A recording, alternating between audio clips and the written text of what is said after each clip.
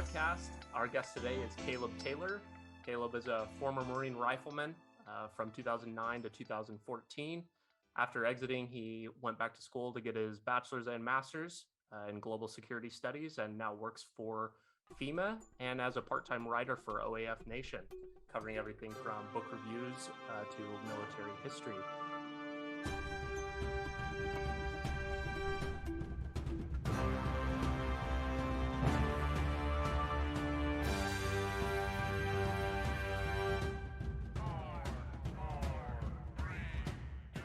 Caleb, welcome to the show.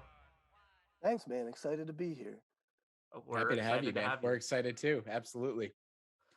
I want to start out just kind of the way that we start off with everybody.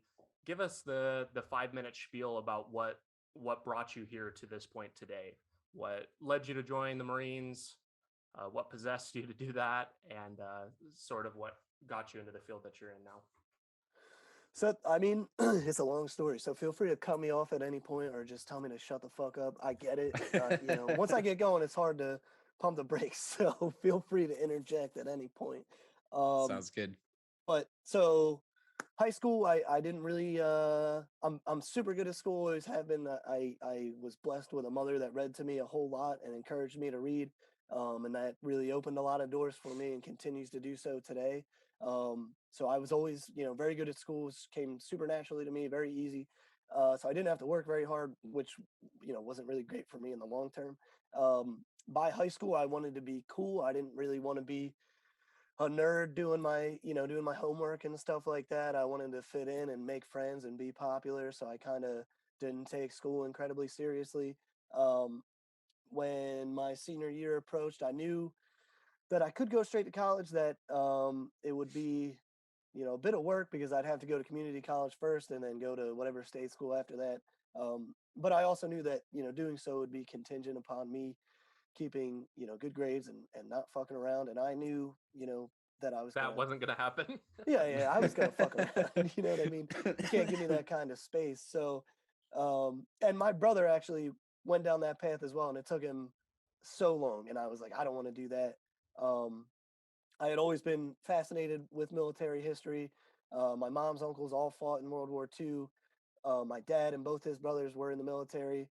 My uncle was actually in the Navy as well. He's some kind of nuclear engineer on a sub, and he still is now. He's just a contractor making ungodly amounts of money. And my other uncle went to West Point and retired as a lieutenant colonel, whereas my dad was just a dumb Marine. So obviously there was no question I was going to go in the Marine Corps. It was like I couldn't. One of his uncles was in the Marines in Nam, so there wasn't really a question of me going into the Navy or the Air Force. I flirted with the idea of going to West Point until I realized that doing so meant that I had to take school way more seriously, and that I needed to have done so years ahead of that point. So I was like, fuck it. I'll just go in the Marine Corps, I'll go to Iraq, because I had no idea. I definitely had a death wish a bit and was like, had my teenage heart broken and was like, you know what, fuck this. I'm going to get out of this town. I'm going to show them that I'm a hard ass and I'm going to go, get killed in the war and be a fucking hero or something like that. So joined the Marine Corps, was going to go Intel because I watched the newest Jason Bourne movie my senior year and was like, dude, Intel's the way to go. This is it. Told my uncle who used to be an infantry officer, and he was like, no. He's like, if you want to kick down doors and shoot bad guys, you got to go in the infantry. And I was like, all right. So told my recruiter, and they were like, nice, man. We always need bodies. And I was like, okay. Oh, that's a... Yeah, sure, sounds good. What a thing to say. Right there. Yeah, absolutely. Like, oh, I don't have to convince you to go be infantry. Like, you just want to do it. Perfect. Sign here. Push hard. 3 copies. Yeah. And you scored high on the ASVAB, so you can get a bonus. All you got to do is an extra year. And I was like, well, hell yeah. Should I do 20 if you'd let me? And so I got a 5-year contract for a $3,000 bonus. And off what a deal. Was it even $3,000 up front, or did they like separate it out over the entire 5 years? So once I got done the School of Infantry, I got 2,300, I think, something like that, a whopping $2,000, which was, which I blew the first weekend, obviously. Oh, yeah. And it's not even on cool stuff, You have to. Good Lord. Typical, you're 18, you're dumb. People. Well, yeah, that's what I was just about to say. For a younger kid, I remember. I mean, I joined at 21, dude. Somebody was like, "Hey, here's $2,300." I'd be like, "Where am I going? Like, what am I? What am I? I'll do anything for $2,300 back then. Like, for sure, that's a lot of money." That's a party. You didn't go slap that down on like a new 2018 Charger with like 30% interest, did you? No, I did not. BMW 3 Series. I didn't heed a lot of advice. Everybody got Infinities. That was a big thing. Everybody would get an Infinity. And I was like, interesting. I don't know why. Or maybe obviously that's a Marine truck. thing. Could have been. Could have been. It was crazy. It's like I imagine now. I just like now there's probably a kid pulling up in a Tesla. You know what I mean? And it's like, what the hell is this? Oh yeah. I'm sure. Wow, what a weird thought, actually. Can you imagine some E3 pulling up in a Tesla to his first command? That's a bigger flex than a lot of things, I feel like. For sure. Bigger time. Bigger than the Mustang, I think. But, the Mustang is ubiquitous. You got to do it. They don't... Never had one. Unfortunately. Neither, I regret it. I should have. You don't regret it. I know that. I don't actually regret it at all. I drive way too, I think, aggressively to have a fast car. It's just not a good idea for me. Forget the other people on the road. Just for me, I'm gonna crash it. There's no way I'm not going to. So dodge that. Didn't listen to a lot of other advice along the way. Some of which was, you should get a job that makes you use your brain instead of your body, because your brain is going to hold up a lot longer than your body. And I was like, yeah, okay, sure. I'm going to go be a rifleman. Nice try. So didn't do much with that 20. It might not even been 2,300. It might have been like 18 or something. It was like obnoxiously low. I was like, there's just no way that's how it's supposed to work, but okay. And so spent that, plane ticket home and like a bracelet for my girlfriend, and I think that was it. Was this the one that the teenage heartbreak that you joined to spite, or this is a new one? This was later. This was a new one. Yeah. Oh, okay. I think I had like an attachment issue, and I was afraid of being alone and whatnot, very insecure, and so I think that kind of led to me latching on to these long-term relationships that weren't incredibly healthy for me, particularly while I was in the Marine Corps. So it was like one of my ways of coping with being far away and kind of dealing with adjustment and whatnot. And just making things more stressful for myself, because why not? Right, just spice it up a little bit. Oh yeah, add a little razzle dazzle. Some money issues thrown in there. We're all we need is the Charger, and we're set. Right. Like, why not get married and live on base and just crank things up to 1,000 if you can? Oh man, I love it. So, I love it.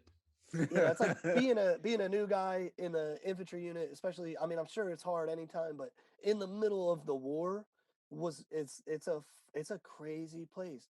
The barracks was absolutely terrifying. My first night, there was a senior corporal named Taylor also, and he found out that I was Taylor, and he found out where I lived, and we were in the same company.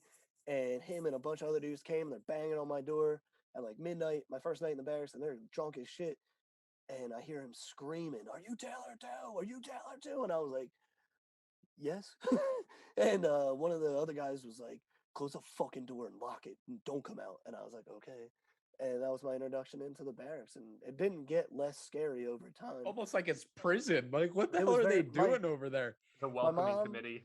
My mom and dad picked me up and took me out for dinner my like first night after infantry school and in the barracks, and that is what my mom said. She said, "I feel like this is a prison yard. I don't think I'm going to see you again." And I was like, yeah, I believe me, I'm terrified. It was fucking scary. Wow.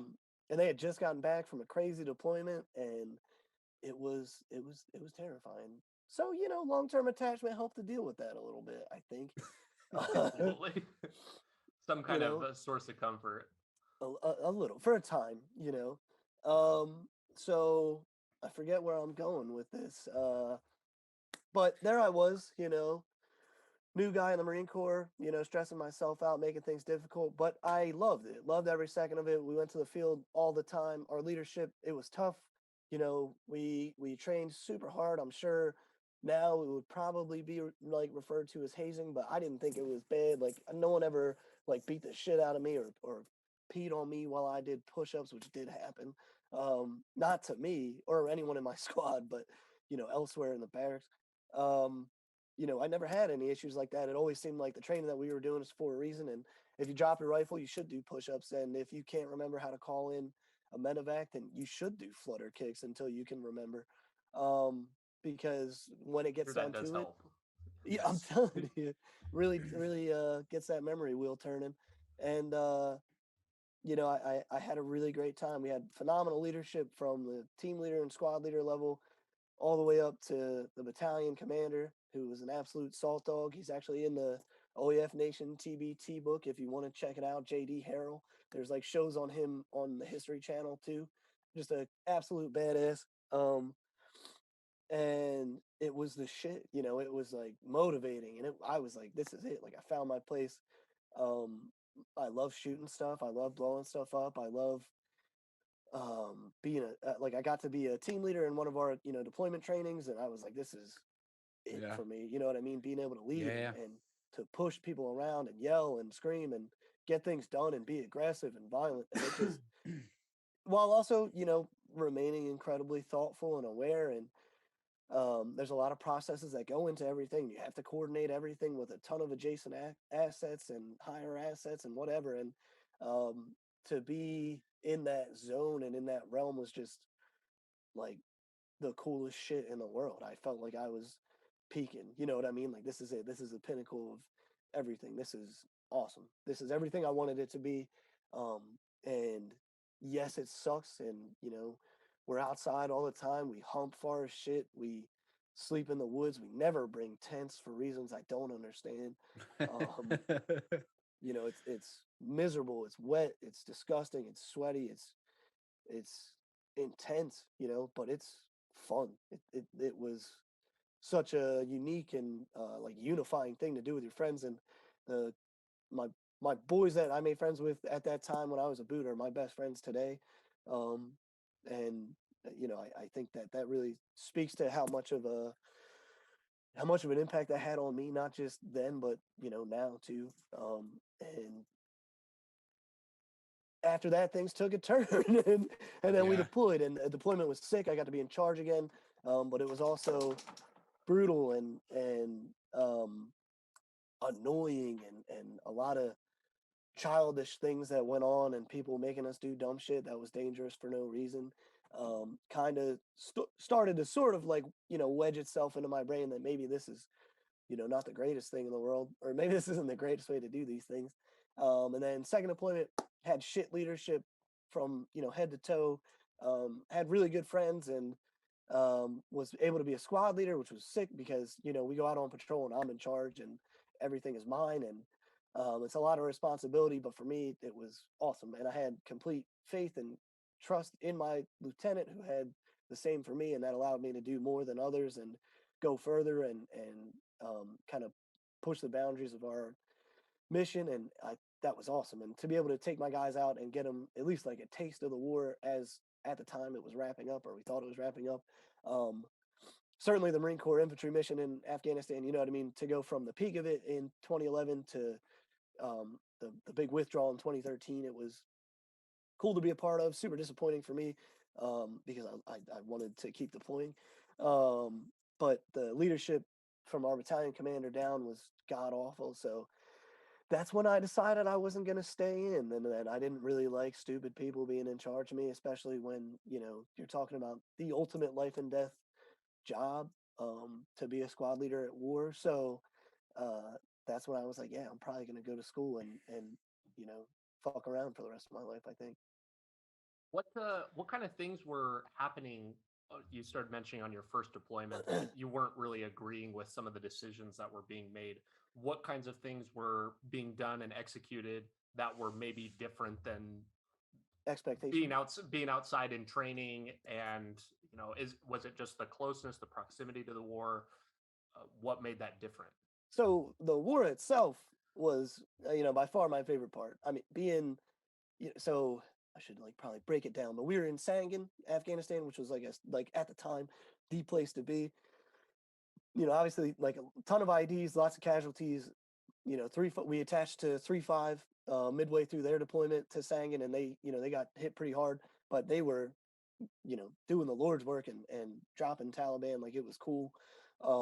And midway through the deployment, 1-5 came on deck, and my company detached from 3-5 and attached to 1-5. So we stayed in Sangin, stayed in our AO, and continued to do what we had been doing all along.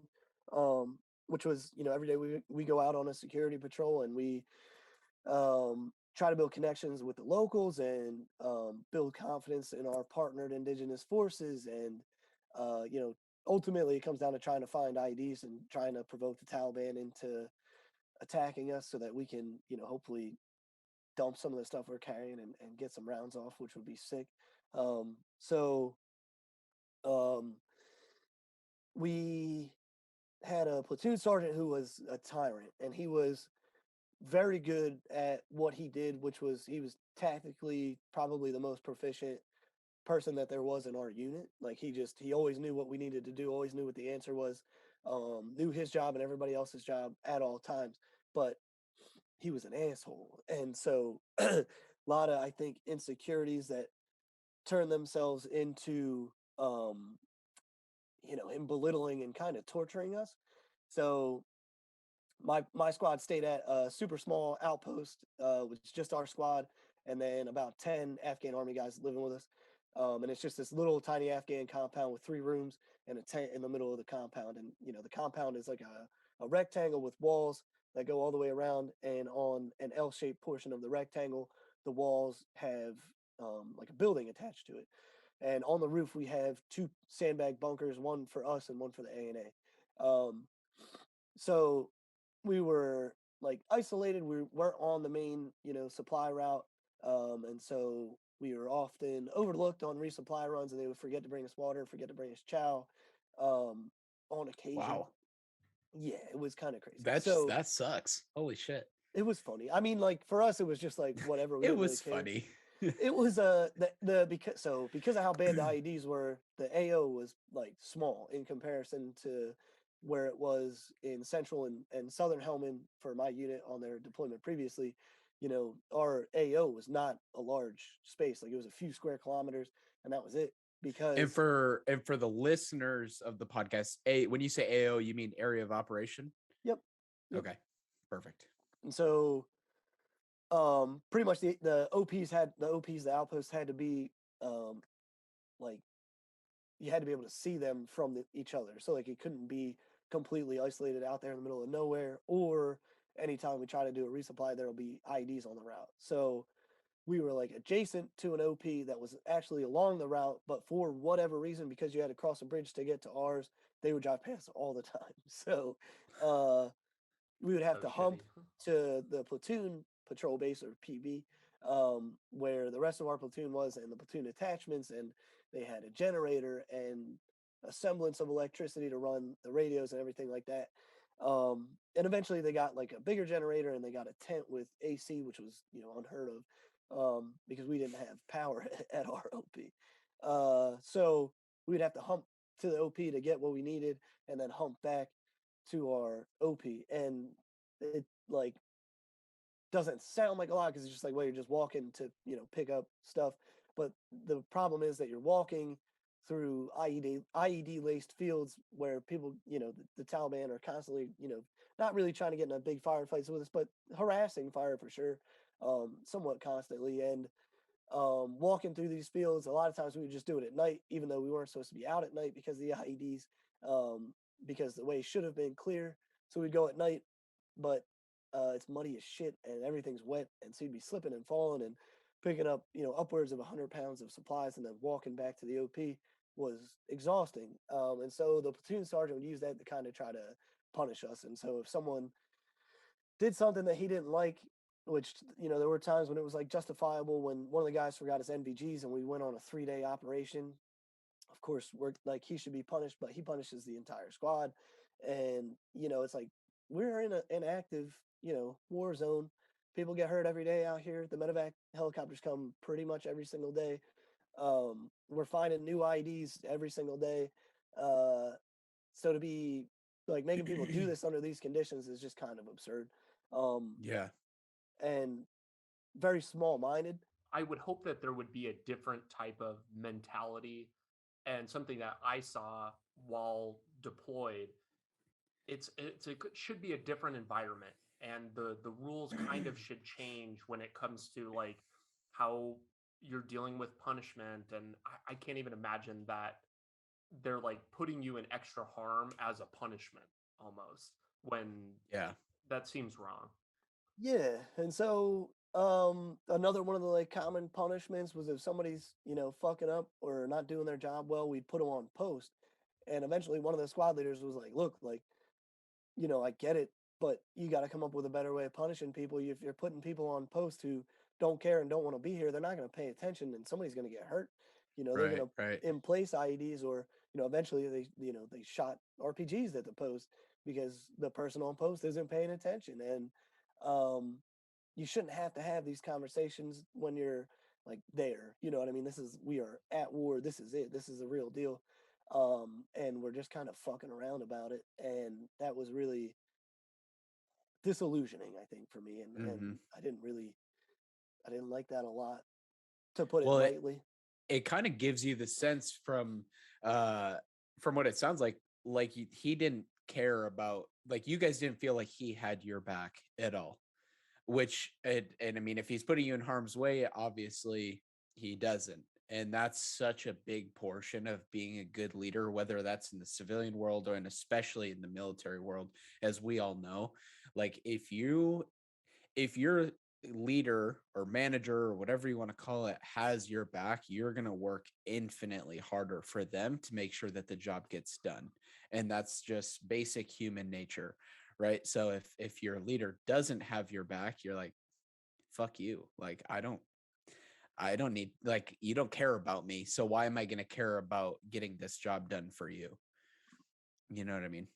For sure. And I mean, the thing is, like, this is 100% true, but Band of Brothers, right? They all talk about the captain in the beginning. That's the company commander, Lieutenant Sobel, and what an asshole he is, and they all hate him. But because of how much he's a dick, it's very unifying for the company and for the platoons, because Yeah. you're kind of building this resiliency and this camaraderie and spirit of teamwork because of how much of a dick he is, but also because he's a perfectionist. Your guys are very tactically proficient. You're very Yeah. sound in your decision making. You understand everyone's role and where they need to be and how the machine needs to function in order to function properly, and how we all fit into the machine. And I think that is something that we got from him a lot. Was he was an asshole, but anytime he gave you any kind of praise, it was like you felt like a king. Like you were like, he doesn't just pass out praise lightly. You know what I mean? It's like this is Yeah. so it is very much like a Yeah. love-hate relationship. It still is, I think. Well, that's, yeah, like the opposite way of, I guess, looking at what I just said. That's the flip side of the coin, is that everybody comes together because he is an asshole, and you kind of build up this mentality of trying to earn that praise because, like you said, he doesn't give it out often. So when you get it must feel good. I know exactly what you're talking about. So it was interesting. I mean, I loved it. Like being outside the wire every day. I like being for like I was the point man, so I went first. And one of the things that we did, we would probe with bayonets. So we would get down on our knees and stick the bayonets into the ground to try to find IED components, so that way you could find the pressure plate before somebody steps on it, and then have the engineer or EOD blow it up.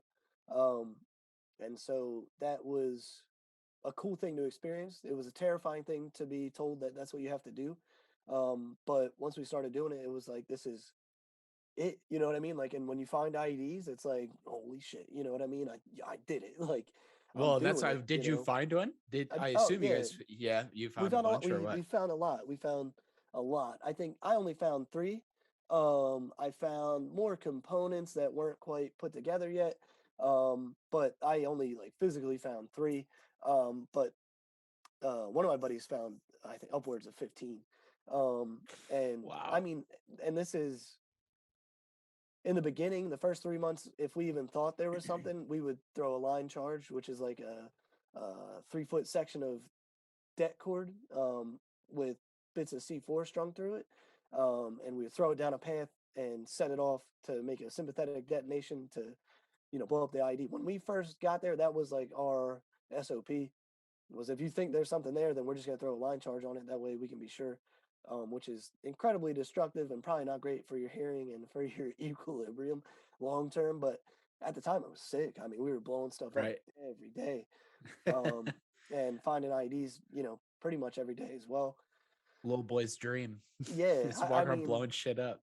It was awesome. I mean, it was sick. It was everything that you want it to be. I mean, like, I think probably would have preferred getting into more firefights for sure, as opposed to just the ID threat, because the ID threat is terrifying, and you don't really get any. You don't get to payback. You don't get to dish it back out. If you're lucky enough to catch them while they're in placing, sure, but that's hard. Very rare. There's so much air on station, and they're really smart about it. The likelihood of you catching them while, like us catching them while we were there, since we weren't allowed out at night, it just wasn't. The likelihood just wasn't very high. So you didn't really get to kind of push back to these things that they're pushing on you, and that's kind of a bummer. But it feels good to have been at least doing this thing and being proactive and trying to make a difference. It sounds like you totally were, and I imagine that actually finding an ID is probably a huge praise. I mean, that's like a huge accomplishment when you come back to your unit or whatever.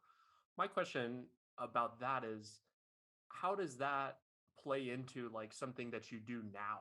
Like being told that you need to say, hey, put this bayonet into the sand and look for something that might blow you up. To me, I have to think that like going forward the rest of my life, there's not going to be anything that I would be scared to do, because that literally is the pinnacle of like, you really have it on the line, and like something, you think of like a bomb tech, like they're diffusing it at the last minute, like it's something like that. Like, does that impact things that you do now, or do you feel like the volume is turned down on them when you go to like tackle something new or a new project or a new job, or do you feel that at all? If I'm honest with you, no. I'm scared of heights. I hate roller coasters. My wife loves going on roller coasters, and I'm just like, fuck that. Like, I can't deal with the anxiety of sitting there waiting to go and just being like, man, I don't want this. I get vertigo now when I go on swings. You know what I mean? It's crazy. I like am such a, I guess, soft now. But realistically, like those like real actual harm, I don't find those things to be scary. I just don't like heights. You know what I mean? I don't like heights. I get vertigo. I've been around a few explosions, so I think my brain got a little bit jumbled up, and I think that's had an effect on me having vertigo. And I think I like the way you put it, tackling new stuff. It's like I don't care. It doesn't bother me. It's like school. I got comfortable with being uncomfortable and with kind of willing myself to get out of my comfort zone, because that's really all it was getting out of my comfort zone. You're fine with getting shot at and shooting back, and you're fine with calling in air and calling in mortars and calling in medevacs, and you're fine with, you know, being the one to make the patrol routes that ultimately are going to determine whether we're going to find an IED or possibly step on one, depending on how this patrol route goes.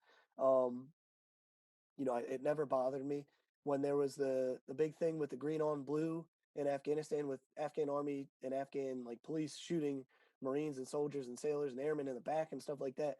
It was never, I never, it never bothered me. I never had a problem with that. I thought that those things largely came about because people didn't treat them the way that they should be treated. And that, in my experience, when you worked with the ANA and you developed a bond with them and you work closely with them, they want to help and they want to be on your side. And yeah, it's crazy that you should have to convince them of that, but it's also, we don't understand the war from their terms and in their eyes, and what we're doing can easily be construed as shitty, kicking people's doors and rifling through their shit in their house. I don't know what's offensive. It's obviously offensive. Imagine if somebody did that to your parents' house, you'd be fucking pissed, Yeah, and yeah. so for The whole me, kicking the door in thing, that doesn't really bode well in any country. yeah, for some reason, they're like, oh, it's a cultural thing. It's like, I don't think there's too many cultures that are like, yeah, you know what, have at I it, don't brother. think so. No, boot it in. That's fine. Like, can't you knock? I mean, Right. So like it's a like, simple doorbell ring. I think it helped me kind of put things into perspective and to understand that, like, while, you know, these things can appear intimidating and scary and terrifying and, you know, obviously harmful too. The reality is that with a professional approach and by staying calm and kind of taking a deep breath and approaching this the way that you've been trained to approach it, that you can handle this, and that you need to handle this, and that in the grand scheme of things, you know, um, fuck, it would suck if this thing blows up and you get, you know, your hands, arms, face blown off. Like, it'd be a bummer for sure, but it's your job. Somebody's got to do it, and you're gonna feel a lot worse if you don't do this and somebody else gets their legs blown off and it's your fault. So you better get after it. You know, you're gonna feel a lot worse about, um, you know, for me personally, flunking out of school and not being able to do these things. And for me, being in college, it was an adjustment. I had a really hard time at first. I was on academic probation, and then the semester that I figured it out, I was on academic probation, figured out what I wanted to do, and I got straight A's the rest of the time that I was in college, because ultimately, like, nothing compares to that. And it can be easy to be like, I don't have to work hard because nothing compares to that. What can you say to me? Because nothing compares to that. I did these things. I'm a badass. I made it. I did my time, blah, blah, blah. Any number of bumper stickers, you know what I mean? Whatever. You've seen them. Like, if you've been on base, you can see them from a mile away. Motivated bumper stickers. I can say that, right? Sure. But that doesn't help me. That doesn't get me anywhere. That doesn't take me where I want to go. That doesn't jive with my plans for my future, which is to make something of myself, which is to turn these sacrifices that people made for me, that people who I was with when we were deployed made, you know, ultimately the way that I look at things is, you know, if someone else stepped on the IED, it's one less that you didn't have to step on. And that sucks, right? That's a shitty kind of thing to have to think about. But I think it's the truth. And so you owe it to these guys who sacrificed for you to make something of yourself and to put yourself in a position where you can tell their story and you can tell your own story, and you can use that to kind of try to channel some positive change in the world and positive change in the way we look at veterans and the way that veterans look at themselves. There are so many people that get out, and I almost make it akin to like people when they talk about how great of an athlete they were in high school, like that high school was like the peak or whatever. And I think the military has this way of really turning your life upside down, and so it feels like really transformational and like you've done all these really important things. But getting out, it's good to acknowledge those, but that doesn't give you license to just coast or whatever through Right. anything the rest of life. For sure. I agree. I think it's kind of like this, and this is something that me and my wife have talked about. You know, we come from the same area, and the city that she's from, which is where I went to high school, is pretty bad. You know, it's terrible. It's a violent place. um, People get stuck. You know what I mean? And it's this small town mentality. It's this, well, I'm balling right now, even though I'm living in a rundown apartment and I'm working a dead end job and I am in an abusive relationship with a piece of shit. You know, it's this small town mentality. Well, he was the high school quarterback. Like, who cares? You know Right, what I mean? right, yeah, Nobody gives a shit. Nobody knows who he is. yeah. And I think you see that in the military because it is very much this like small town. You know, everybody in my unit knows who I am and knows I'm the man and that I'm good at my job and I have this reputation and this respect, and that feels great. And you get out and you're stripped of that. No one knows who you are. No one cares what you did. You know, yeah, they're great things, and yeah, it's a meaningful thing for sure. But you know, you get out, even if you do 20, if you join when you're 18, you're 38 years old, man. You have your entire life ahead of you. You got to get something going, you know? And it's a worthy career choice for sure. And it's not to knock anybody or to discourage someone from making it their career. But, you know, the job doesn't make the man, doesn't make the woman, doesn't make the person, you know, it's a job, right? And it is a commitment, and it's bigger than your average 9 to 5 for sure. Absolutely. But there's more to life than this. You know what I mean? You get back and you got to keep working. You know, you didn't earn the right to coast. You know, with the exception of, you know, our glorious wounded and dead, you don't get to hang the cleats up and call it a career. You know what I mean? You got to keep driving. You got to keep pushing. You got to provide for your family. You need to provide a positive example for your community and show people that, hey, you know, yeah, I came from this shitty area, but look what the military did for me. You know, look how it empowered me. I'm not the, you know, most satisfied person with how things turned out with my military career. I love what I did. I love the people I worked with. I'm proud of what I did and what I accomplished. But I had some real issues with um, the organization as a whole and the people that were in charge and this kind of mentality that pervades it. And that's okay. You know what I mean? That's all right. And that doesn't mean that the organization sucks. It doesn't mean that the people suck. It's just humanity, right? Humans are gonna fuck stuff up. That's what we do. That's what we are good at. That's free will, baby. You know what I mean? That's what we So do. true. And that's okay, right?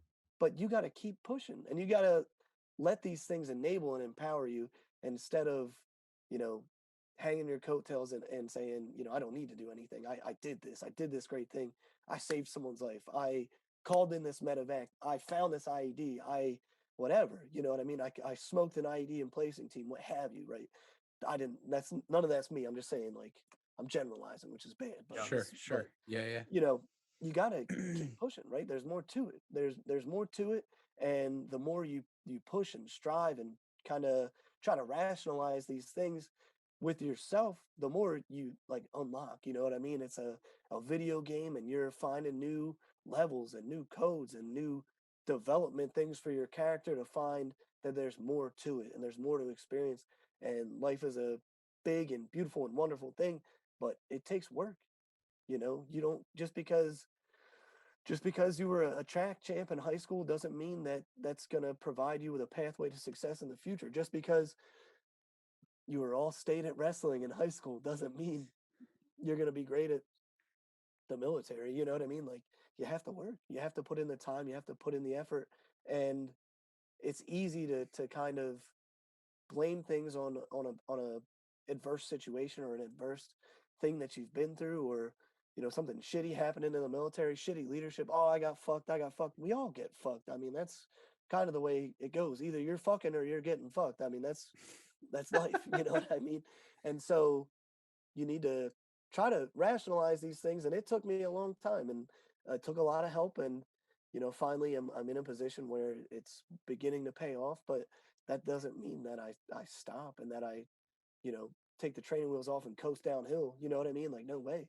I'm still pushing. As far as I'm concerned, it's still an uphill fight, and I'm in it to win it. You know what I mean? I'm doing what I have to do. I'm making the sacrifices I have to make, and it's very personal. Nothing in the military is personal. You know what I mean?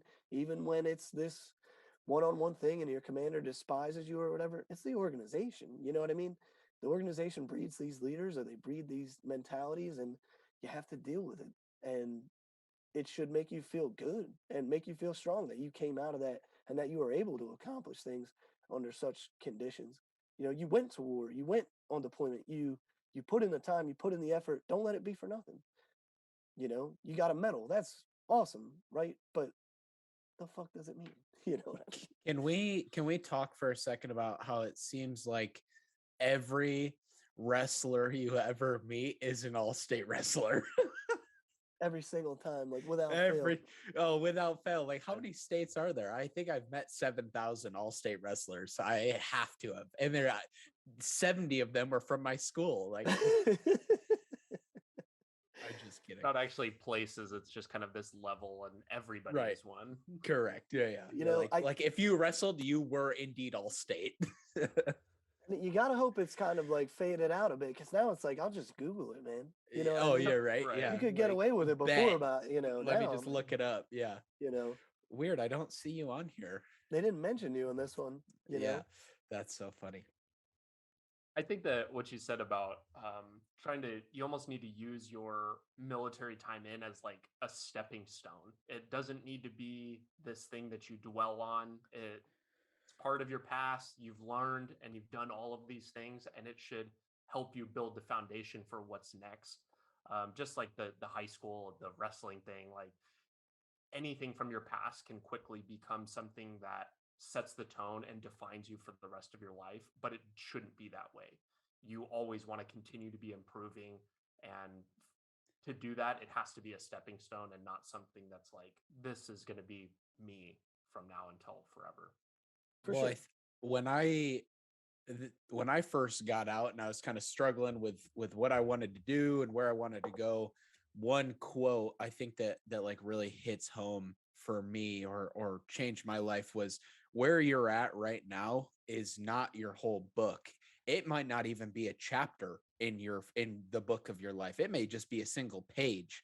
Like, so your military career is a chapter or two chapters of your life. It's not your whole damn book, like, keep writing your book, keep moving on, that I heard that when I first got out, and I was like, oh yeah, okay, we're good. Let's keep moving. Like, Is that a Dr. Seuss?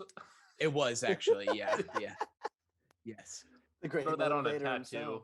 Come on. Yeah, I have it tatted across my chest. I'd show you, but it might make things weird. Might be submitting to this to OnlyFans if we're doing that. Correct. Yeah. Link will be down below. Caleb, so we know this a little bit about your story, but I want to kind of like wrap up the time of your time in the military in the Marines, but lead into something that happened this year. You have talked at length publicly about your interpreter, and do you want to kind of give us the rundown and the backstory on that? For sure, yeah. So my interpreter, NB, he was my interpreter on my first deployment in Sangin back in 2011. I think he came to us in March of 2011 and stayed with us until August when we rotated home. NB he's actually like the same age as me, he's just a couple months older than me. We had a really funny relationship with NB. He had a bit of an adjustment period when he first got there. His Pashto wasn't that great, and his English wasn't that great either. But he spoke really good Dari, which in Helmand isn't the most helpful thing in the world. But he could talk to he could talk to the Afghan army guys, which was helpful because prior to that, they were our best friends at this point because of advice given us by the unit that we were ripping out with. They were like, you should make friends with them. These people worry about getting shot by the ANA. All you have to do is make friends with them and you'll be fine. And so we were best friends with these guys. We couldn't talk to each other. Not really. Like, it was all pointy talky. You know what I mean? Like, one of the sergeants spoke a little bit of English and that was it. None of us spoke any more than what's your name? How are you? Hi, my name is. And that's it. And so we had this relationship with these guys, but until NB got there, we couldn't actually talk to them. So once NB got there, it like opened up this whole new thing for us. And we had we were so tight with those guys. It's always like such a bummer when you hear people talk shit about them because like they were not to the professional standards of the American military. No shit. You know what I mean? Of course they weren't. But you wouldn't be there if they were. Right. Yeah, exactly. Yeah, like right. This wouldn't make any sense if they were. Yes. So but digressing a little bit, but NB helped us really connect with the people because up to that point, most of the people had left. The fighting was really bad over the winter time, and there were like a handful of civilian casualties. So the people left. It was a ghost town when we got there, and then around March, as it began to turn into spring, it started to warm up, and things started to grow. People started showing up, and now there's like a ton of people, and it's like this humongous village, and there's hundreds of families and stuff. And so NB allowed us to go through and do census operations so we know who lives where, and we can kind of start to weed out when new people come in and where they're coming from, and start to build like a informant network and all this stuff, and allowed us to stay ahead and kind of disrupt these IED building teams and whatnot. And he was super helpful. We couldn't have done the job that we did without him, and I think we did have a noticeable impact on our AO. I'm 100% positive it went to shit as soon as we left, but I mean, it was never a question in my mind of whether Sangin was going to get whether the Taliban were going to win Sangin. It was like, of course they are. Jesus Christ, we're holding on. We are holding on, but as soon as we leave, we know what's going to happen. But NB was pivotal in that success, and he sacrificed everything to be there, right? Like, he couldn't use his real name. the Taliban. He was marked as soon as he came there, right? The Taliban back in the village, I think me especially, underestimated how much of a network this is and how there's Taliban here that are going to call Taliban from your home province and they're going to find Taliban in your home village and be like, yeah, this guy, this name? Yeah, his parents live over here. Okay, let's go leave a night letter on their door. You know what I mean? It's this very real thing that happened all over the place. So NB stayed on in Sangin for a couple months, and then he went to Kandahar with a couple army units, and then went back to Herat and worked with another army unit in Herat. And I think in 2015 he tried putting in his SIV packet, and it got shot down. And at the time, he couldn't appeal. And throughout all this time, me and NB and all of my squad and friends were all friends on Facebook, and so we talked to NB throughout this whole process, and he's kind of telling us what's going on and giving us the updates. And at the time, didn't really think anything of it. The war was still going on. It wasn't a given that the Taliban were going to win the whole thing. And obviously we were still there. So wasn't like, didn't seem like a big rush. He didn't seem that concerned about it. So he joined the Afghan Air Force and went to school at the Air Force University in Kabul and got some kind of degree in management. And was a first lieutenant in the Air Force, and I think he was like a logistics officer. He says engineer, and I think that they're just applying the term engineer, meaning that he's educated and has a degree. But from what it sounds like, he was the logistics officer for a helicopter unit that covered a couple of provinces. So he did that for 5 years, or 4 years. He got married, I think, in 2016. And his wife, she was in med school at the time. She was in her last semester of her residency at a hospital in Herat when the government fell. And so he reached out to me last year, and all of 2020, we tried the same campaign that we tried this year, and reaching out to senators and congressmen and anybody that could try to help. And we got, zero assistance, of course, and no one cared. The government wasn't falling. People just kind of paid us lip service. Excuse me. And that was about it. So this year, January, I was like, all right, things are looking grim. He's hitting me up, telling me what's happening. I'm watching the videos on Instagram, and I'm like, okay, I know they're close to his air base. He can no longer drive into work. He has to take a helo to get to work. So things are getting dark, and his wife's really worried. They had a baby December 30th last year. So we start reaching out. We start emailing senators and congressmen. We talked to Senator Bob Menendez from New Jersey, who looked into his case. I'm not sure how many times. They didn't actually do anything, but they looked into it.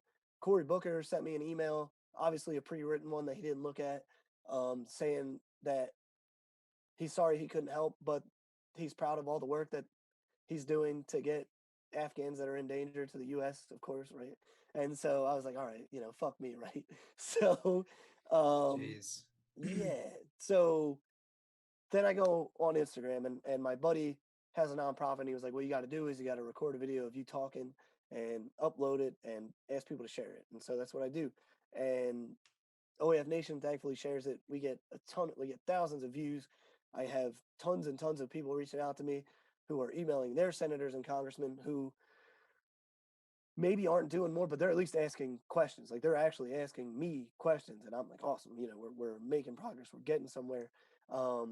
NB worked for a subcontractor of the giant contractor Amentum. He doesn't know that, so he's not asking the right questions. He's not telling them the right things, so they can't find his paperwork. This guy, Stephen Prince, reaches out to me. He follows OAF, and he hit me up, and he was like, yo, I work in finance in Manhattan. I'm well connected. What can I do? And I was like, this is what we got. And he's like, all right, I'm going to make some calls. A few days later, I get a call from the VP of HR for Amentum, which is this, there's a giant multinational corporation, at like 6:00 on a Tuesday. And she's like, hey, what's your guy's name? And I was like, he worked for this company. I think it's a subcontract. She's like, oh yeah, okay, here it is. I'll send it over. And that was it. We got his paperwork, because at that point his SIV was still pending appeal. And it was waiting on that one document. And then And she found it like instantly. Is that what you're saying? Pretty much. Wow. Yeah, it took her. Pretty much just about. Yeah. So yeah, like a day or two. my platoon's other interpreter from that deployment was like, yeah, he fucked up. He should have known that. He should have said that. He should have led with that. This would be over. But that was just part of it, right? Getting the SIV was just part of it because they're in Herat. And so we do this fundraising thing because they got to get to Kabul. I talked to this journalist, Jonathan Landay. He works for Reuters. He's been covering Afghanistan, been in and out of Afghanistan since the Soviets invaded. Super cool dude, incredibly helpful. Was like, hey, you need to tell your guy he needs to get out of Herat now. He needs to get to Kabul now because if he doesn't get on a flight out, he's not getting out. And so we're like, shit, okay, how do we do that?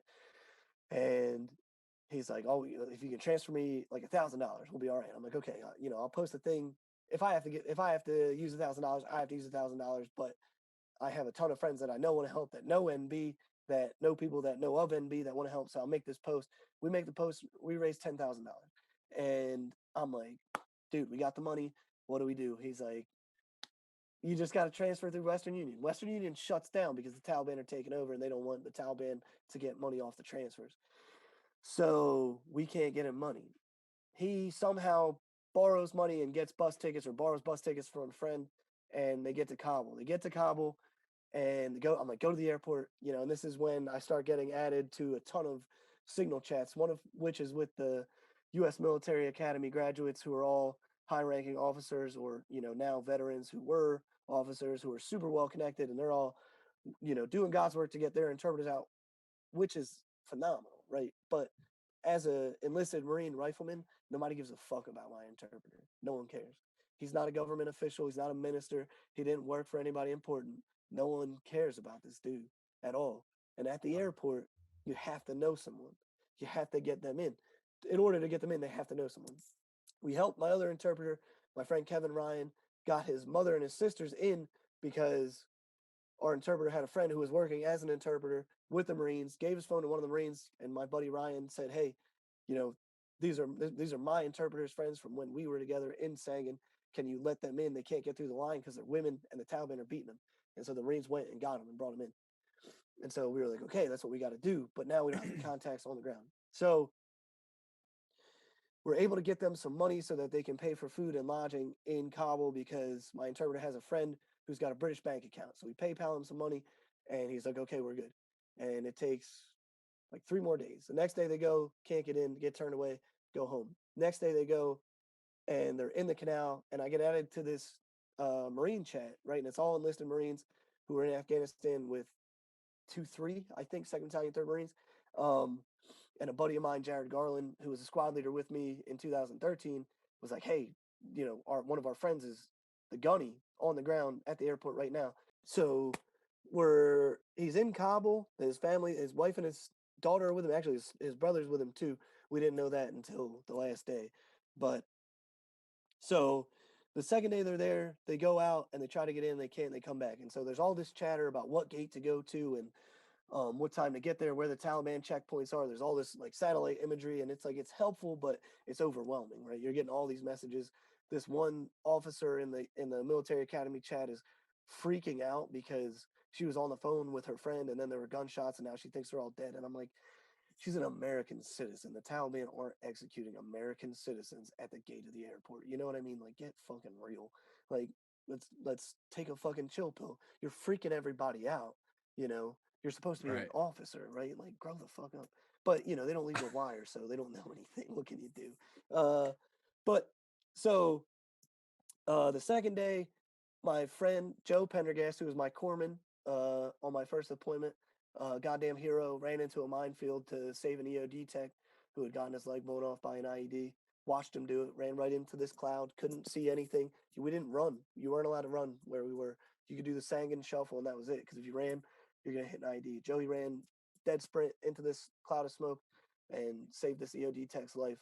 And his wife, Emma Pendergast, who's just awesome and keeps his ass in check, thankfully, she reached out to a friend of hers who's a news reporter in Manhattan. And so I had a news interview and talked to them about what was going on. And then we had even more people reaching out and more people saying, you need to talk to Senator Cotton because they're like, and obviously, like, I don't want to get into politics. I don't really fuck with Cotton's political views, but they had an aide actually reach out to me and say, hey, if you get him in, we'll get him on a plane. Like straight up, just let us know what's going on. Like they emailed me. It was crazy, right? Like all of this effort trying to reach out to these representatives and these senators and them doing, basically fuck all to help. And now here's Senator Cotton's office reaching out to me saying, hey, we're aware of him. We know his SIV isn't complete yet. We don't care. If you can get him in the airport, we'll get him in. I have another guy who's Department of State security, and he's like, hey man, I'm at the airport. If you can get him in, let me know, and I'll do this, and this, and we'll make sure we can get them through the checkpoints to get them to where the planes are. And I'm like, sick, okay. And so I'm in this Marine chat, and there's this gunny. There's a video of him on OAF Nation going around. They don't say who it is. It's just a Marine going around pouring water into little kids' mouths. It's Gunny Brett Tate. He's a fucking hero. They should make a movie about him. I don't know if they're going to. I don't know. He might have gotten in trouble for doing what he did. That man saved so many interpreters. I don't think you could account it, because all of these enlisted Marines whose interpreters were not going to be helped by anybody else were saved because they went to the Abbey Gate and because Gunny Brett Tate was there. And Brett Tate was like, look, they worked with our Marines. They were in our war. These are our interpreters. We're going to get them out. And that's what happened. So while behind the scenes, we're working to get the rest of NB's paperwork set up and working. We actually had contact with a super high-ranking State Department official on the ground via Stephen Prince, the miracle worker, who was also like, we're aware of him. You got to get him inside. We can't really do anything if you can't get him inside. So NB, Medina, and their daughter Dina go to the gate, or try to get to Abbey Gate. And along Abbey Gate, there's a canal, and the canal is disgusting, and there's piss and shit and blood in it, and it's just this giant waist deep canal, not even like chest deep canal, filled with trash and shit. And it's up against the wall, so that's the only way they can talk to the Marines. So they stand in this canal all night, and the Medina's worried the baby's going hypothermic, and so we're sending her diagram. Me and my wife are sending her diagrams and charts and showing her how to do skin to skin contact to try to keep the baby warm.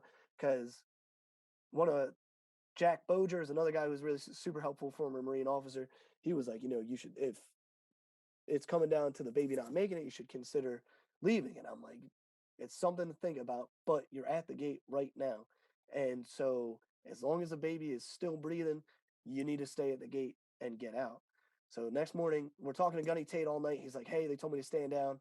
I'm not on the gate for another 8 hours, but have them hold up the sign. And so we had NB's wife, Medina, write Gunny Tate on a sign in lipstick and wrote NB on the other side.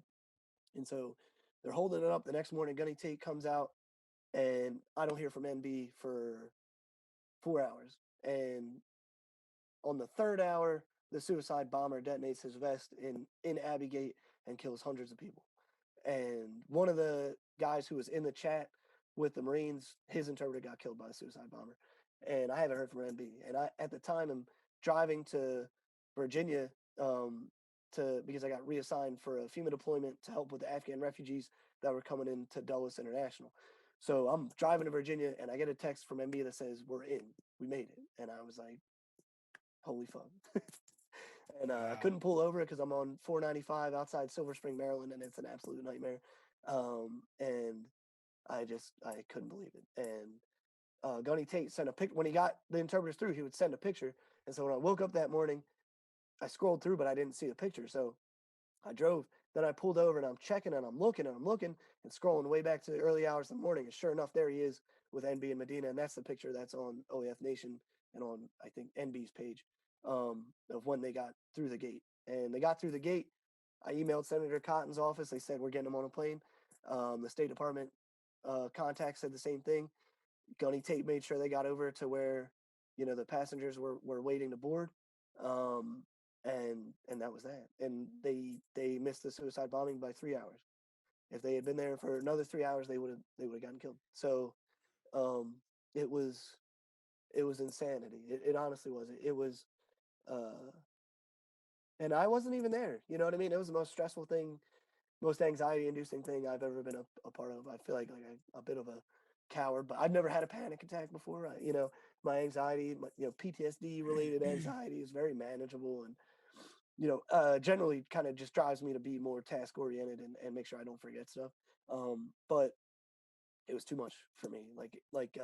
I'm going to bed and I had too much to drink, and I was like, how could you get drunk? You know what I mean? What if they call you and you're too fucked up to make a call? You're too drunk to send an email to whoever. You're too drunk to do whatever. Like, how could you do this? You know what I mean? I was like, they're bedded down for the night, like they're safe, chill out, drink a couple beers, blow off some steam, wake up and get back to it in the morning. And all the time I'm working, you know what I mean? I'm working at FEMA. My time commitment at OAF Nation isn't that significant, and we were all kind of working something similar at OAF Nation, especially the CEO. I mean, he's been at the fore of that stuff, with some bigger organizations doing God's work, getting people out. So it was understandable that I was, under this amount of stress and working with this, and the people at FEMA knew about it, because they watched the news clip and they watched the OAF clip, and they were like, "This is incredible, blah blah blah. If we can help, let us know." So it was like, all right for me to be in this, position, but I just was freaking out. It was a lot. It was crazy. I obviously had been responsible for people's lives and well-being before, but never in a way like this. And I said it in my news interview, and I will say it again. I would happily do another deployment before I would do that again. That was too much, right? Like in Sangin, at least I was in charge of myself when I was outside the wire, and I was confident that I would find any ID that I came across. And, you can't say the same for somebody who's overseas and who's in Afghanistan and who's not in the Marine Corps and who's going through this incredibly traumatic experience with a 9-month-old baby and a wife. It's unbelievable. Jeez Louise.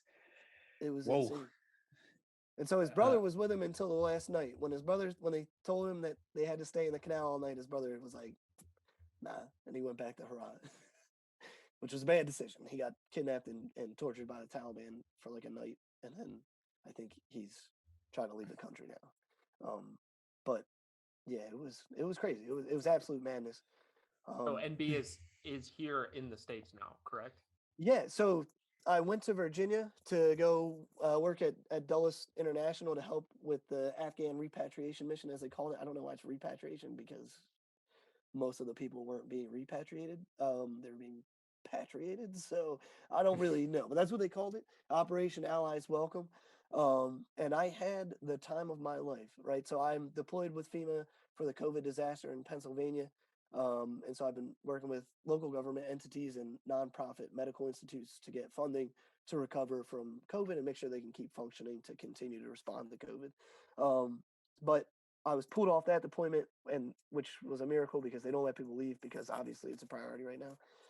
Because they knew about my work with NB, they let me go to Virginia to, work with the refugees that were incoming.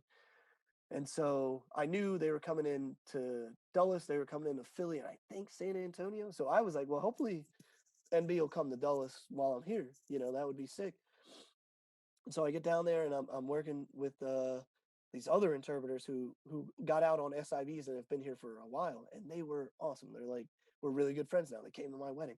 So I'm having a great time, and I'm getting help, and I'm getting to speak Pashto and Dari, and I haven't been able to speak Pashto and Dari in years. And so it's cool. And for me, it feels great because I'm helping. And, I've spent a lot of time studying Afghan history and culture since I got out. And I read a ton about it, and I stayed in touch with as many of the guys that we were with as I could. So it was super fulfilling for me just being there. Like, I was like, this is awesome. And then I got a text from MB saying they just landed in Dallas. And I was like, Dallas? I was like, huh. I didn't know they were coming to Dallas. And I was like, oh, you mean Dulles? Are you in Virginia? He's like, yeah. I was like, okay. And so I was working the night shift from 8 p.m. to 8 a.m., got off at 8 a.m., got a text from him at 9, and met him at the Dulles Expo Center around like 10 o'clock. I hadn't seen him in 10 years. And I met him as he was checking in and getting all his stuff, and met his wife and met his daughter. And it was crazy. 10 years. Hadn't seen him in 10 years. And like, obviously recognized him immediately. He clearly, of course, recognized me immediately, but it was something, it was crazy. That's so freaking cool, dude. That is so awesome. It was wild. What a good story, bro. I got more. So, yeah. So while he's down there and he's getting processed, Stephen Prince, the king of New York, was like, hey man, he's gonna need, legal help to get his SIV processed and everything, like, yeah, like I was like, well, I got a pro bono person doing it. He's like, well, we'll get we'll get some good lawyers. And so actually I'm gonna find the name of the firm so that I can say it out loud, because it's a $1,000 an hour law firm, right? Like these are Fancy pants. super fancy pants, Fifth Avenue or Park Avenue or something like that. Like these are the real deal lawyers, and they did everything. I sent them all the paperwork I had. I said, hey, this is what he needs, and that was it. They were like, okay, we'll take care of it, and then it was taken care of, and that was it. So Jennifer Rakoski at Ropes and Gray, and I mean they had a whole team helping out on it, and I mean it was, by the time he got processed and left Virginia, his SIV was done and he was ready to go, which was a blessing, because a lot of people, our other interpreter, his family's been in Fort Dix, up in central New Jersey for 2-3 months now, waiting for paperwork to get processed. So we were incredibly fortunate to have such a high profile law firm help us out and take care of that stuff. And then, well, and it sounds like so much of like what you brought together, like all of these individual resources and like kind of pooled them together. Like none of this would have happened were it not for you. I mean, look at all of these different things, like, talking to the Marines, we've got the State Department people, we've got this law firm, like that's really inspirational, man. Like that's really the fantastic. craziest thing to me is you're like the epicenter, like you're like everybody's coming to you, who's not even there. Yeah, exactly. Right, like right. you're not even, yeah, that's it. Good on you, man. Holy smokes. Well, I really appreciate it, guys. I mean, it was fucking crazy. I don't Yeah. I don't want to like be perceived as taking all the credit, because by no means was it me alone. It was a big commitment. It was a big bite, as I like to say. I don't know if you guys have ever watched Workaholics, but the first episode, yeah. they take a bite out of the ceiling tile. It's a big first bite. It's a big first bite. Big first bite, absolutely. And it was a big bite for me, like emotionally and psychologically, and I mean, I don't regret doing it. I'll tell you what, I don't think I've ever been more proud of anything in my life. And so these are the types of stories too that like somebody who's unaware of what's going on, like me certainly, like this year as we're seeing the people pull out and this bombing happening at the airport, all of this stuff, what you see on the news is, oh, we're going to bring in all these refugees, and it's like always like thrown into this negative light, but that's like completely snubbing stories like this and bringing in the people that like have been serving the US that may not be American, because there's a lot of those people. For sure. And that was something that I learned, a lot about in Virginia, because every time we got new interpreters, and I mean, for me, it's like, I don't want to pry into anybody's personal life. I know a lot of these Afghans that have come here on SIVs have had these incredibly traumatic things happen to them and their families. And so I don't like to pry, but because they find out that, one, I love Afghanistan, and two, I speak a little bit, like a real little bit of the language, they like that I end up talking to them all night. And so that's why I learned my friend Barack's story about his rug company. He's also got a YouTube channel called Barack's Kitchen, which is phenomenal. It's him making a bunch of Afghan dishes. He also plays a ton of instruments. He does most of the music for his videos. It's crazy. He's like the world's most interesting man. My other friend Ahmad worked with the DEA for 12 years in Afghanistan, from 2001 to 2013, something like that. Wow. And then, like, just these incredible stories. Another guy was the first Afghan civilian to be awarded a Bronze Star as an interpreter with the Army. He saved some guy's life. And it was like everybody you talked to was another crazy, amazing story. And it was just such a cool thing to experience and to hear, because it's hard to connect with these personal things, because we never hear these personal stories. You know what I mean? Like, it's 1 in a million that you hear my story and NB's story, and this isn't even NB's story. This is from my perspective, and I think it's easy to kind of separate that from the big picture stuff, because no one ever breaks it down. You know, you'll hear about one bad story about what's happening, and that's it. You know, there's nothing. There's no. You know, I'm not the only Marine that did this. I'm not the only American that did this and that helped get their interpreter and get their friends out, because that's what it was. You know, it was this humongous coalition of Americans and allied partnered forces doing everything we could to get our friends out, because we owe it to them. You know, it's like, I think we like to act like, oh, you know, you should be happy that you're getting this, but it's like, they shouldn't be happy they're getting this. They're owed this. We owe them this. We told them Right. that they would get this if they helped us, and we are screwing them over by not allowing them to get it. You know, so I think it's good to get these personal stories out and to hear them, because you know, there's a lot more that goes to it than just, you know, bringing refugees to America. It's so much deeper than that, you know. Well, and that's what I was just about to say. If these types of stories were distributed, where if they were put out for people to hear or read or whatever, I think it would really change the perspective of a lot, like the opinions that a lot of people have on the bringing refugees here. Like, no, you don't understand. Like, these people that everybody's fighting to get out have probably done more for this country, most definitely done more for this country than you have. Right. You know what I That's mean? what I say all the time. Yeah. Oh yeah. You know, you're That's quick to crazy. call people out who have sacrificed much more for this country than you have, and they're not even from here. You know what I mean? Yeah. So from there, they went to Fort Bliss, and they were there for about a month and a half. And while that was going on, and they're applying for their work, MB put my name down as his sponsor, basically. But it's not like a formal, like, now you can formally sponsor people, which makes the process much faster, which is awesome. But at the time, it was just like, here's someone he knows, so they're going to try to get him to live somewhere near here. And then one of the nonprofits that got a contract from the government to be the caseworkers for NB in Medina reached out to me, and they're like, hey, we're going to put him here in New Jersey. And I was like, look, that's an hour and a half away from me. The whole point of him coming to New Jersey is to be close to me, so that he can be around me and my family and my friends. Because one of my best friends, Dan Murray, we were in the same squad on our first deployment in Sangan. And like, from that deployment, we formed a bond, and we've been best friends ever since. And he actually moved out here from South Dakota. It was a big help with me in school, because we were both in our junior years, and I had just started figuring things out, as did he. And so being in school together at the same time, same place, was like a big, humongous boost for us. And, you know, it made school so much easier and made life so much easier. And so he's out here too. And we have a bunch of other friends that are in the Northeast that were in the squad. So I was like, you know, we want him to be here close to us, so that we can surround him, and that he's got a family when he gets here, because he's been saying it. He's got a huge family. He's very sad he had to leave his family behind, but now he's got a new family. And this is from his mouth, not mine. And we are his family. Not to say that he's not, because he is, but, you know, for him, that was really important. So I told the nonprofit, I was like, you know, you got to figure it out, because he needs to be closer. So now he lives 10 minutes down the road. And Whoa.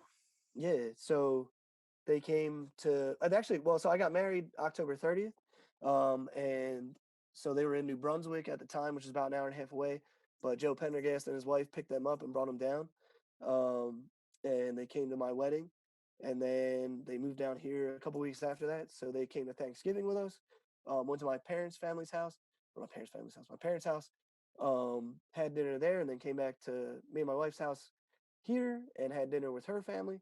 And then they just enjoyed their first Christmas a couple days ago with us. That's And then Cool, super man. cool. we're That's having his super daughter's cool. first birthday here in 2 days. Wow. What you're a true hero for that, man. That you truly have been like an advocate. And I think that coming back to how the news portrays and how people are seeing refugees, and certainly ANA and Afghan civilians, they need advocates. And I think that you fit that billet. I think that was the goal. You know what I mean? I did a few, um, like, I don't know what you would call them. I guess like speaking engagements, kind of, where I was talking about what was going on, and um, like directly advocating and being like, you know, this is what's going on. This is what we need to do. Um, and I mean, it felt really good. I mean, it's the right thing to do. You know, it's not always clear what the right thing to do is and isn't. And it's obviously not always easy to decide to do the right thing. and I am, not the person to come talk to you about moral high ground and stuff like that. I don't think that that's my place to speak, but I think in this exact scenario, um, I knew what the right thing was to do, and I knew that if I didn't do it, that no one was going to do it, and that you know we owe it to NB. I mean, if no one else is going to do it, then I'll do it. You know what I mean? Not to say that like, yeah, if it comes down to it, I guess I'll do it. Like, not at No, no, all. no. Yeah, we get what you're saying for But sure. We understand. you have the ability and you have the support. And for me, I have a lot of friends, and I have a lot of friends who are incredibly helpful and who love me and appreciate me and will do whatever they can to help me out. And I think that's ultimately what it boiled down to was, you know, we this was the right thing to do. And Stephen Prince, so the guy I mentioned from New York, um, he felt personally motivated to help out and assist because his father's a Holocaust survivor. His father's entire family was killed during the Holocaust, and he felt like this is the right thing to do. You know what I mean? This is kind of like a continuation of saving people. You know what I mean? Not to say that, not to say that we have this savior complex or something like that, but that when you have this opportunity to do this good thing, you should do it. You don't have to boast about it. The guy doesn't talk about it at all. I just keep saying his name so that hopefully he'll hear it at some point because he doesn't talk about it. He doesn't mention it, but that man was instrumental in getting NB here. And um, so were so many other people. And it's a worthy thing. It's a good thing. It's few things are just inherently good, and I think this is one of those things. I agree. I couldn't agree more. All under the same boat. That's a hell of a story, man. Thank you. Yeah. I like don't know what else to say other than thank you. Well, Yeah. thanks for listening, man. It's a lot. It takes me a while to get through it sometimes, and I get distracted and derailed because I'm just like, I want to paint as full of a picture as possible, and that can be difficult when telling a story. Yeah, Absolutely. well, you had mentioned before to me that you want to do some kind of like a write up of this story, like maybe incorporate your viewpoint and NB's viewpoint and kind of fuse those together. That would make a hell of a story. 100%. I would read it. And I don't read very much, but I 100% would read that. Tim, not a big reader, so I don't audiobook. I don't run, and I really don't read that much, but I would read that for sure. Yeah, no, I Cool. think it's definitely something I think I'm gonna try to tackle next year for sure. Yeah, You should, man. we'll be standing by for that. Kind of, I don't know how you like follow up a story like that. I feel I don't even know what to say. You clearly have a desire to use your position and ability and your history to impact other people positively. This story is the perfect example of that. And I think that we can see that in your work with FEMA too. Like that's such a high calling to serve other people. And a lot of people don't pitch the military in that light. They don't view it as a service type thing, but it is. And I think that's super admirable. What's your experience like been at FEMA? I mean, FEMA, I think for me has been super cool. I appreciate you saying that about it, speaking to my character, but really, I didn't like initially want to work at FEMA. I wanted to work at the State Department, or do something along those lines. And then after working with the State Department, I was like, I guess I'm glad I don't work there. We But won't let your boss at FEMA hear this. So no, I mean, I think they'll tell you. I mean, I've said it to them. It's not really something that I was aiming for, so to speak. But when I found out about it and like started going through the application process, I was like, I do like this. I do like the sound of that. I do like helping people. It's not that I don't value that or anything like that. It just kind of was like I wanted to do something that was like foreign policy, intellectually stimulating type of stuff. And it's like not that FEMA isn't intellectually stimulating. It's just a very different different animal entirely. You know what I mean? Because it's all you're domestically helping people and you're solving problems and doing what you can to help these, especially small towns and counties and townships, kind of get on their feet and recover from this, beating they've been taking from COVID. So, um, I kind of just stumbled upon it, but it's worked out great. It's such a professional organization. Um, it's legitimately the most professional work environment I've ever been in. And that's not a shot at my previous employers, but FEMA is a wonderful, wonderful place to work. They actually do care. They encourage you to take days off, and when you've been working nonstop for numbers of time, period of time, they're like, yeah, you should think about taking a day off, man. Make sure you don't have anything going on that day, but like, shit, you're not feeling well, you should take a day off. Like, imagine being in the Navy and you're not feeling good, and your supervisor's like, hey man, maybe you should just go to sick call. You know what I mean? Like, when does that happen? You think about Right. right. You Yeah. think about going to BAS? No, I don't. Okay. Yeah. Hey, I had nightmares last night. Hey, here's some Ambien. You know what I mean? Rather than go talk to the wizard, like, here's some Ambien, you'll figure it out.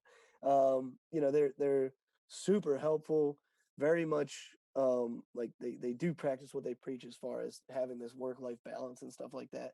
Um, all of my leadership have been super encouraging of me and pushing me to kind of find new ways to work, and I'm like looking for new opportunities and looking to do different stuff, and at every turn people will, like, my supervisor, she'll reach out to whoever and be like, hey, Caleb's interested in doing something like this, would you mind talking to him? And I'm talking to their division directors and stuff like that are just like, hey, yeah, I got time today.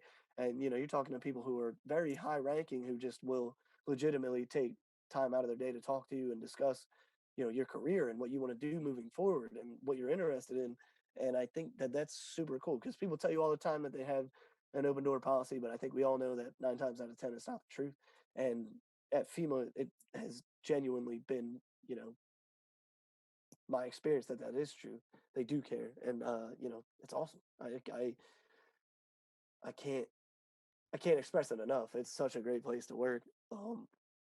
It's tough to get into for sure, as is every federal job, I think. But I think the big thing you kind of need to focus on if you're trying to get a federal job is to really work at the federal resume. There's keywords and stuff that you need to hit that are explicitly stated on USA Jobs in the job opening, and you need to make sure that you're reviewing those things and make sure that you're including them in there and showing how you meet those standards. And it is time consuming, but it's like, look, do you want it? Do you want the job? You want the job, you should work on your resume then. That's what it Yeah. comes down to. You should work on it to make sure that you get the job. Um, but I would strongly encourage anybody. We're hiring all the time. All you need is a bachelor's to be a Corps employee. If you want to be, there's reservists, there's FEMA Corps for people coming out of high school and college. There are other options, to get your foot in the door and kind of work your way in and get to know people and whatnot. And I would definitely strongly encourage anybody interested to get after it for sure. Or hit me up. I'll help out. I don't care. Oh, cool. I appreciate you extending that offer.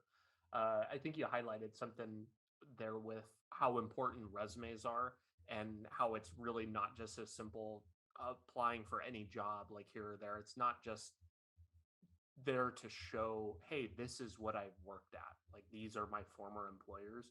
A resume is, how does things that you've experienced or done in the past apply and meet this job description, and like writing specific sentences that say, hey, yeah, my time at this job allowed me, and I learned this, and that will allow me to do this in this new position, or kind of lining those things up.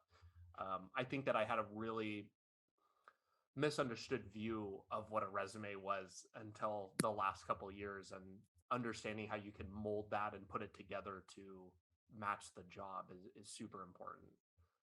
For sure. And I think that there's a lesson in there when it comes to kind of trying to convert, the things that you did in the military, and see how they apply to now and to what you're doing now. Because, people love to come at riflemen and be like, oh yeah, the valuable skills you'll get being a rifleman. No one cares that you can shoot stuff and blow stuff up. That's true. People do care that I have combat experience in complex planning. People do love that I have combat experience in logistics planning. You know what I mean? I hit so Right. many wickets, and it takes a little bit to kind of take a step back and understand it, but it's like, yeah, you have this experience. You've done these things before. How can you word it to show that you've done it in a way that makes sense. That isn't just, I was responsible for so many dollars of equipment. You didn't really have a choice. Of course you were. If you lost it, you would have got you wouldn't have gotten a honorable discharge. So, it's not Right. that big of a thing, but that's all they'll tell you is, well, I was in charge of this many people and this much equipment. That doesn't say anything. What did you do? Did you write 5 paragraph orders to get ready? You know, did you talk on the radio? Did you discuss planning? Did you discuss anything, right? Are you coordinating with higher assets, with adjacent assets? Are you partnering with local forces, through an interpreter, right? These are valuable, valuable skills. Being able to communicate through an interpreter, you need to be able to do that, right? Yeah, like if you can do that, you can do all kinds of things, right? That can open up a whole new world for you. Not everybody's good at it. Yeah, it takes time, it takes experience to understand the lag. You have to talk slowly and you have to wait for your response. You have to wait for the response to be translated. Like, there's so many things that apply to a variety of jobs and job openings, and you know and more than that, like looking beyond just what can I do with this, right? Like what's the immediate connection? What does this do for me, right? Like what have I learned in the military, and what does it do for me, right? I learned a lot of bad shit that isn't helpful. I got really bad at swearing, you know what I mean? And now I just don't care enough to change it. So it's like, that's not the most helpful thing in the world, but whatever, right? I know how to turn it off if I have to. But what did you actually learn, right? Do you learn that you can positively impact someone's day by the way that you act, right? It doesn't matter what's going on inside of you, right? You're a leader. You have to present this positive can do optimism so that you can get your guys to perform to their best. Sometimes it doesn't take breaking somebody down to get them to do what they need to do. Sometimes you need to put a foot in their ass. Not all the time, right? Sure. The Sure. the anxieties that come from doing, for us, pre-combat checks and pre-combat inspections. I don't ever forget anything. I put everything in the same place all the time. I put all of my like accoutrements into my pockets, in the same pockets, in the same place all the time. So I don't forget my phone. I don't forget my wallet. I don't go anywhere without chapstick. I don't forget my keys. I put it all in the same place. And when I come home, I put it back in the same spot. Yeah, it's a little neurotic, but it keeps me on track. It keeps me from forgetting stuff. It keeps me from being caught out and being, pissed off because I forgot my wallet, I forgot my phone, I did whatever. You know what I mean? You kind of, there's more to it than just um, bullets and band-aids, right? Like there's so much more to it. And I think you deal with the human aspect so much, but no one ever tells you that. No one ever explains that to you. You don't ever get a class on what drives people, right? Or what influences people, and you kind of learn that over time, and you learn to be a people person when you need to be a people person, so that you can motivate your team, that you can get done what needs to get done. And I think that takes time and it takes patience, but it also takes a holistic approach to how you understand not just yourself but everything around you. You really have to invest yourself you have to invest in yourself, while also understanding like how you affect other people, how you impact other people, how your relationships with other people work, and why they work the way they do. And knowing that you need to make a change is great, but acting on that is better, I think. And that takes time. Transition's fucking hard. There's no other way around it. It is not easy. Even if you know what you want to do, even if grandpappy's got me a job on the local police department, that's fantastic. That doesn't mean it's going to be easy. You know what I mean? It takes time, it takes patience, it takes understanding, and it takes communication, right? You have to be able to talk. So many guys don't talk. You get out and you bottle shit up, and it was cool for World War II veterans to do it because World War II veterans, you saved the world. You can hang it up and do whatever the fuck you want for the rest of your life. They didn't, but you can, right? We don't have that. We don't have that gift. We do have to work hard. Not to say the World War II veterans didn't work hard. I think they all did, but they could have gotten away with not doing it. You know what I mean? Sure. You Sure. save the world from fascism. You can take a couple years off. People aren't going Yeah. to come at you. Hang the But cleats up, if right, you for will. sure, for sure. And I mean, Vietnam vets, for what they were put through, I think earned that as well. I think we're spoiled by the attention that we're given from society. And yeah, it's not always right and it doesn't always make sense and it's way too hero worship, esque, but fuck, it's better than getting spit on, you know? getting called a piece of shit and a baby killer. So, how mad can you be? The world wants you in it. You just got to work at it. Yeah.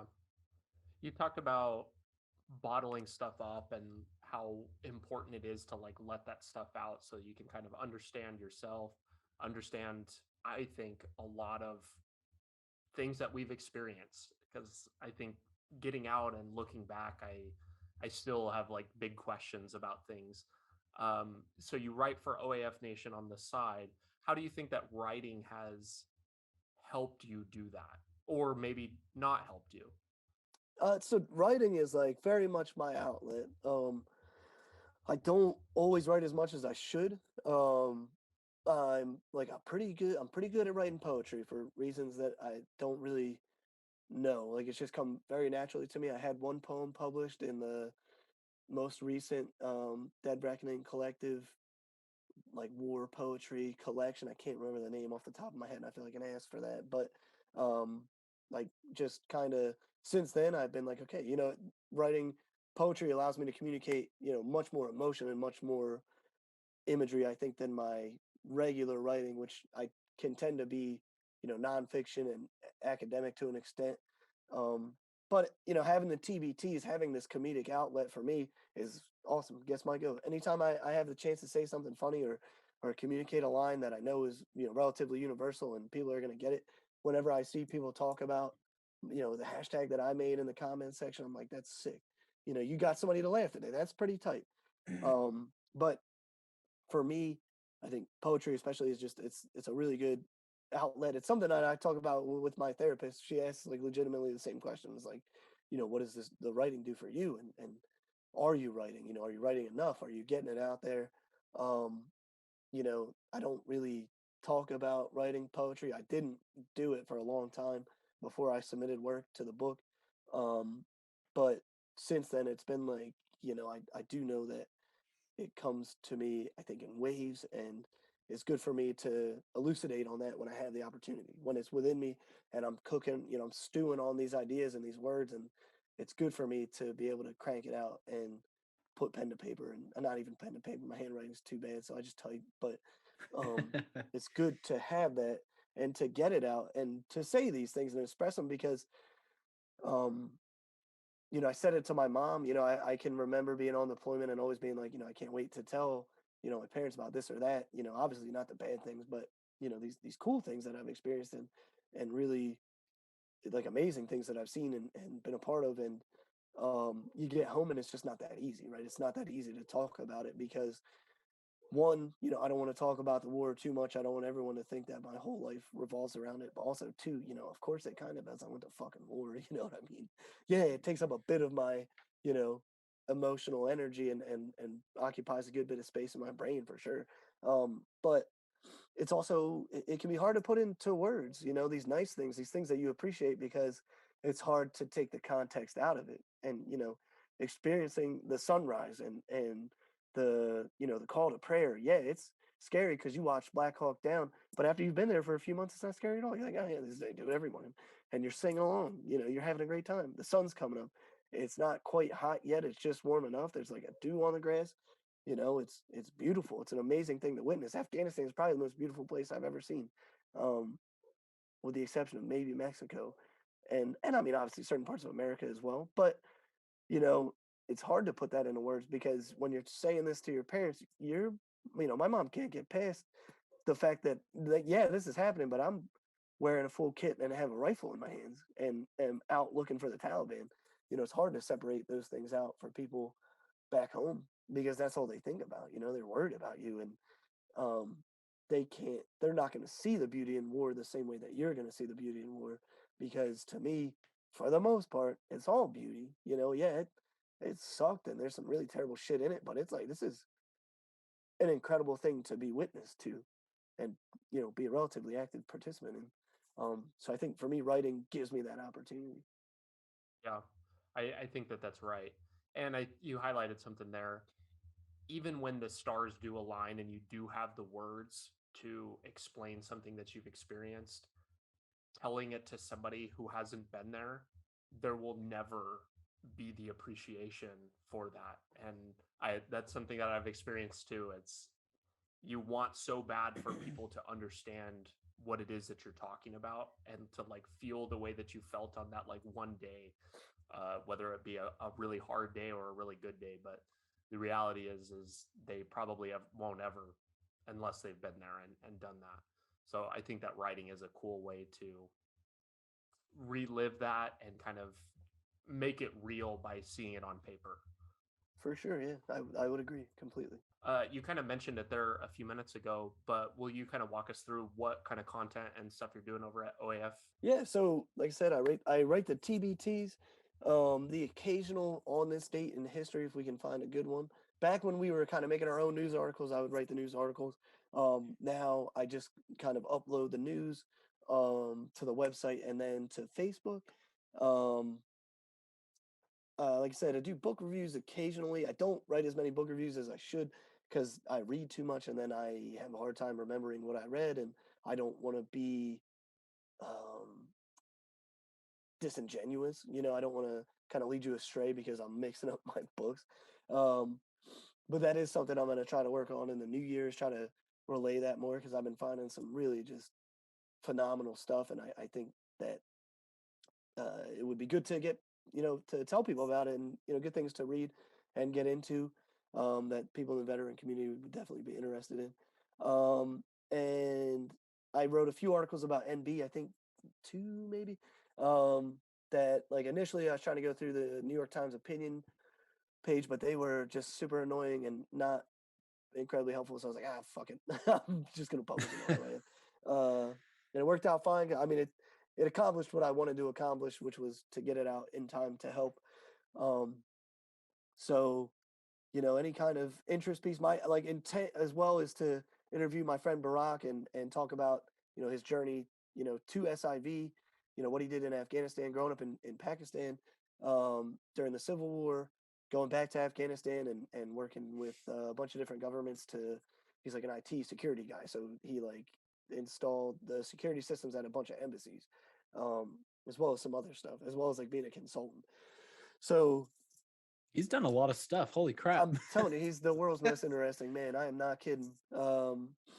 He's a really incredible guy. Super, super cool. So I want to do an interview with him, kind of Humans in New York style, and just kind of talk about, his journey to come here. And his wife and his kids are actually still in Afghanistan, and the process of trying to get them here, and what it's like having them there now, and trying to, keep them safe and keep them fed, because, he has money to help, but because of the circumstances, there's only so much that he can do, even with the money. So it's, I think, super interesting, and I hope a really humanizing way to talk about Afghan refugees for people who don't know and who don't understand these personal stories. So that is something that I look forward to, and a challenge too, because I don't really, never written an interview before. Just to kind of close out here, what's a bit of advice that you wish you knew prior to joining? It could be about anything, time in, getting out, any of that. You know, I'm not really sure. Things have worked out incredibly well for me. I'm a super lucky dude. I think that's really been such a constant throughout my lifetime, is that I just am incredibly lucky. I'm not really like religious. I don't pray or go to church or anything like that. If God is looking out for me, sick, if not, somehow I'm lucky, right? Things just fucking work out for me. I'm super duper lucky. But I worked very hard to get here, and I think, I had a plan. I didn't always know the steps in the plan. You know what I mean? I think visualizing things as one stepping stone to another, never really visualizing a summit. Just kind of, my friend, my buddy Dan Murray, his mom Jill dropped a good one on me, and she was like, you get to a new job and people settle in, and you're like, you'll be here for 20 years, and she's like, you should start looking for the next best thing. You shouldn't get comfortable and settled in. Don't look at this as, this is good enough. What is good enough? You know what I mean? You should keep pushing and keep striving. And I think that's really been a big thing for me. It's such a like simple and small statement, but it's really been something that I've applied kind of to everything. And not to say that I'm never satisfied and I'm always hungry. I'm not The Rock, right? Or some fucking weird shit. But but I do my best to be relentlessly optimistic and to continually push myself and strive to create more for myself, whatever that more is, whatever it means, whatever it adds up to. I don't at the same time sacrifice things in my personal life for this.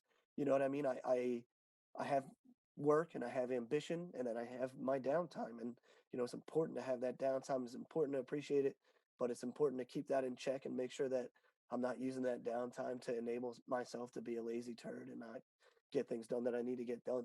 You know, you're gonna have setbacks, you're gonna have curveballs thrown your way, and that's cool, man. You know, Barry Bonds strikes out. Look, yeah, the guy does steroids, but could you hit that many home runs on steroids? Fuck no, right? So you just gotta keep No. chopping, gotta keep hacking, see how it goes. You know what I mean? Nothing I think is too bad for you to recover from. Nothing is too severe for you to overcome. I think that you have to, do your best to stay optimistic and keep pushing. And, it's going to suck sometimes. Life sucks sometimes. There's not a whole lot you can do about it. That is just the way she goes. And you just got to keep on moving. Joe Dirt says it best. Life's a garden. Dig it, brother. You got to keep I was on just trucking. thinking of that quote. Just thinking of that. It's such an That's funny. inspirational movie, very overlooked when it comes to that. But I think, Joe Dirt's got it right. We might need to make a podcasting note to incorporate more Joe Dirt. 110%. I think we might. I'll need write more it of that. down. I'll write it down right now. Pass that on to the producer. That guy needs Yeah. to get his shit together. I think that's really true, Caleb. Constantly just having the mentality of just showing up and being willing to give 100% and stay uncomfortable a little bit so you don't fall into that day-to-day thing of, like you said, waking up in 20 years and not knowing what happened. For sure. Well, this has been really cool. Tim, do you got anything else? No, dude, Caleb, thank you so much, man. That just the story about MB alone was insane. Thank you for sharing that, and thanks for being here, man. You're a true inspiration and a hero for probably a lot of reasons, but NB especially. So that's freaking awesome, dude. Well, thanks, guys. I really appreciate you having me on and giving me the opportunity to tell the story, because I haven't been able to yet. So I greatly appreciate it. Yeah. Oh, well, we're happy. This is the first time? Yeah, in its entirety. Yeah. Holy Wow. smokes. Wow. Yeah. Well, that What an really honor. changes the game. Yeah, for real. Jeez Louise. I really hope we did it justice. If people want to follow along with any of your writing, I don't know if you want to put out your personal Instagram, if you get into that, where can people go to follow along with you if they want to? Yeah, for sure. I gotta look because I forget, because my Instagram name was MeatMunch90. I got that from Workaholics too.